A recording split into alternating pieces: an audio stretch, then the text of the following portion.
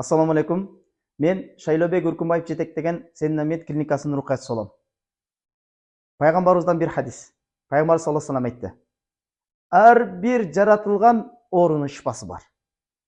Ал дене оорусу болсун, ал руханий оору болсун, албетте анын шифасы бар.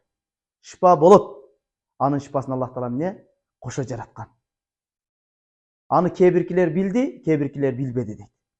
Билгендер, мисалы үчүн, башта аппендис оорусун дарылоо жок эле. Азыр ошол нерседе аппендистен адамдар өлгөн. Азыр аны медицина илими өнүгүп, ал нерсени жөнөкөй бир 15 мүнөттүк операция менен адамдар ал оорудан сактанып калып атат. Демек, биз биле элек нерселер көп. Ар бир жаратылган оорунун шифасында Аллах Таала кошо жараткан, бирок бир нерсенин шифасы жок деди Пайгамбар саллаллаху алейхи ва саллям. Ал да болсо карылык деди. Ага канча дары колдонбо, канча операция жасатпа, ал нерседен кутула албайсың. Дагы бир хадисте Пайгамбар саллаллаху алейхи ва саллям айтат: жахилдик дагы бул бир оору деди. Анын давасы билгендерден сураштык. Жахилдик деген эмне? Жахилдик деген билбей туруп бир нерселерди кыла бериштик.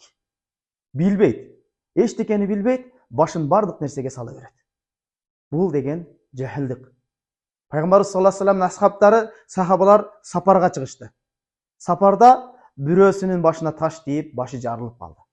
Жана жанындагылардан сурады: "Менин башым жарылып калды. Жуунсам болобу?" Дешти эле. Жок. Суу бар жерде таяммум кылынбайт. Жана башың жарылса, жуушуң керек деген ойлорду айтышты эле. Башын жуугандан кийин ал аламдан өттү. Пайгамбарыбыздын алдына барышканда: "Силер досуңарды өлтүрүп коюпсуңар го.